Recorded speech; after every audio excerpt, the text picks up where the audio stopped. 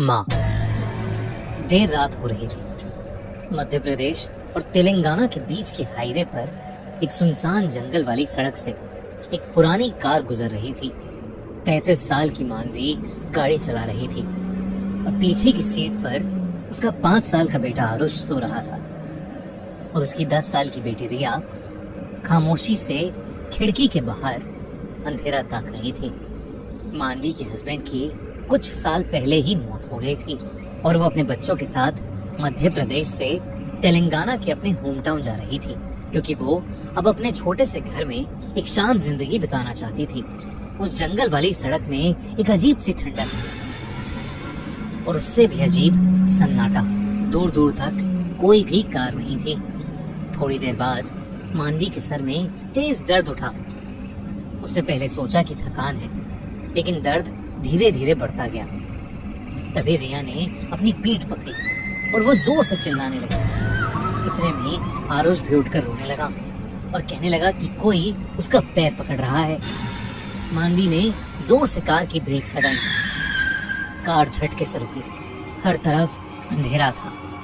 मानवी ने पलट कर देखा तो उसके बच्चों के पैर और शरीर किसी चीज से जकड़े हुए थे, जैसे पेड़ की टहनियों ने उसके बच्चों को कैद कर रखा हो। मानवी को कुछ समझ नहीं आ रहा था और इससे पहले कि वो कुछ कर पाती, उसकी कार के शीशे टूट गए और वो टहनियां उसके बच्चों को जकड़कर जंगल के अंदर ले गई। मानवी जल्दी से दरवाजा खोलकर अपने बच्चों की जान बचाने के लिए जंगल की ओर दौड़ी। हवा में एक अजीब सी बदबू थी, जैसे हर जगह सड़ा हुआ मांस हो। सभी पेड़ जोर से हिलने लगे, जैसे कोई तूफान आने वाला हो। जंगल के अंदर से एक अलग ही डरावनी आवाज आ रही थी, जैसे कोई बहुत भयानक राक्षस उसके अंदर से गुर्रा रहा हो। मानवी जंगल के अंदर घुसती जा रही थी और अपने बच्चों को पुकारती जा रही थी, लेकिन उसे वो कहीं नहीं दिख रहे थे। अचानक एक पेड़ की टहनी सीधा आकर उसके सर पर लगी और वो बेहोश होकर नीचे गिर पड़ी। जब उसकी आंख खुली तो एक बूढ़ी सी औरत उसके पास खड़ी थी। उसके हाथ में एक मशाल थी। मानवी बहुत बुरी तरह से जख्मी थी। उस औरत ने मानवी से कहा कि ये जंगल मायावी है और अगर वो अपनी जान की सलामती चाहती है तो उसे वहां से चले जाना चाहिए। उस बूढ़ी औरत ने मानवी को बताया कि उस जंगल में व्रणक नाम का एक राक्षस रहता है। वो एक भयानक खूंखार दैत्य है जो भूत माता काली का बेटा है। भूत माता काली देवी पार्वती का एक प्रचंड रूप है, जिन्होंने सब जीव जंतु भूत प्रेतों को जन्म दिया था। और उनका बेटा व्रणक बहुत ज्यादा दुष्ट था, जिस वजह से भूत माता ने उसे कभी अपना प्यार नहीं दिया। लेकिन वो फिर भी नहीं रुका और तब भूत माता ने उसे इस जंगल में ही हमेशा हमेशा के लिए बंद रहने का श्राप दे दिया और व्रणक जंगल के एक बड़े से पेड़ में ही कैद हो गया। व्रणक ने तब से हर माँ से बदला लेने की कसम खा ली। वो हर बच्चे से नफरत करता था जिससे उसकी माँ को प्यार मिला हो। उसने आसपास के हर गांव के बच्चे को खाना शुरू कर दिया और इसलिए उस जगह के आसपास कोई बसावट ही नहीं थी। ये सब सुनकर मानवी का दिल बैठ गया और वो फूट फूट कर रोने लगी।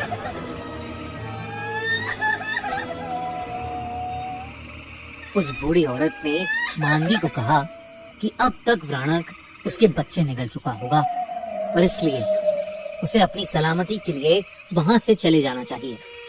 लेकिन मानवी ने उससे कहा कि वो एक माँ है और वो अपने बच्चों को ऐसे छोड़कर हरगिज नहीं जाएगी, चाहे उसकी जान ही क्यों ना चली जाए।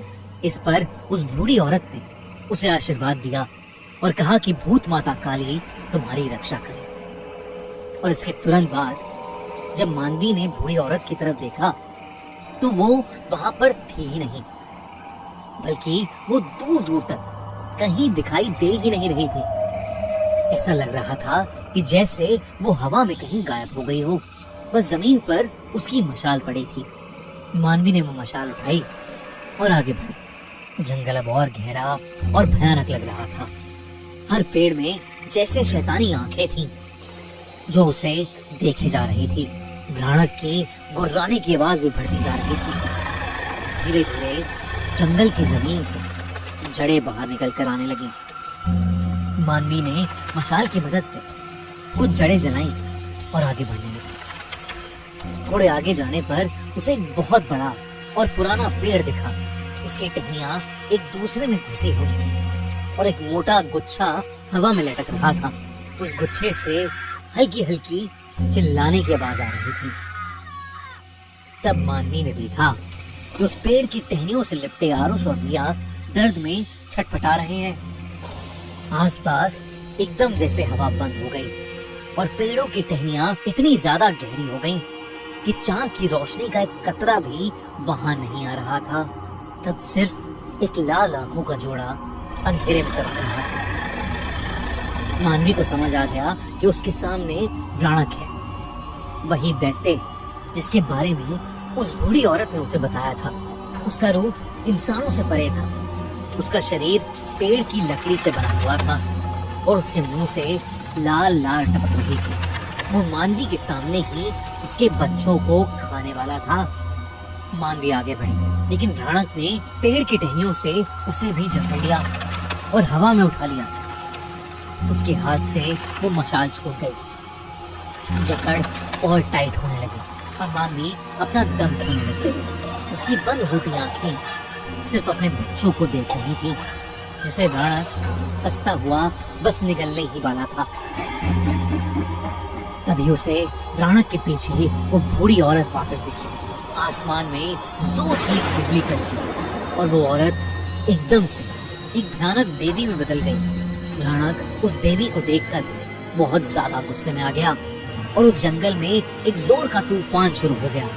एक एक करके पेड़ गिरने लगे। मानवी की आंखें बंद होने वाली थी। उसने रोते हुए एक आखिरी बार अपने बच्चों का नाम पुकारा और उसकी आंखें बंद हो गई। उसकी चीख एक माँ की चीख थी, लेकिन उसके ठीक बाद मानवी की आंखें फिर से खुली।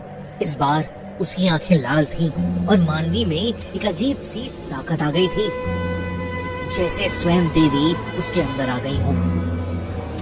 उसने एक और गुहार लगाई और पेड़ की सारी टहनियां टूट गईं और वो आजाद हो गई। उसने नीचे पड़ी मशाल को उठाया और राणक जिस पेड़ से बंधा था उस पेड़ की जड़ों में आग लगा दी। राणक ने पीछे हटने की कोशिश की, लेकिन बहुत देर हो चुकी थी। अचानक वो टहनियों का गुच्छा खुल पड़ा और आरुष और रिया जमीन पर नीचे गिर पड़े।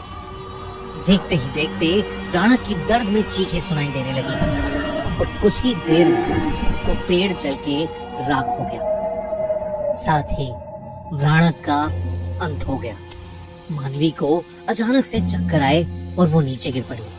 उसके सामने भूत माता काली देवी प्रकट हुई और मानवी के सर पर अपना हाथ रख के उगते सूरज की रोशनी में समा गई। मानवी और उसके बच्चों के शरीर पर लगी चोटें कुछ ही पलों में अपने आप गायब हो गईं। उसके बच्चे होश में आए तो उन्हें कुछ भी याद नहीं था। मानवी ने अपने बच्चों को उठाया और जंगल से बाहर निकल गई। अब पूरी तरह से सुबह हो गई थी। पेड़ चुप थे और जमीन ठंडी हो गई थी। उस रात एक माँ ने अपने बच्चों को मौत के मुंह से निकाला था और इस दुनिया को एक बार फिर बताया था कि इस दुनिया में सबसे शक्तिशाली कोई है तो वो एक माँ है।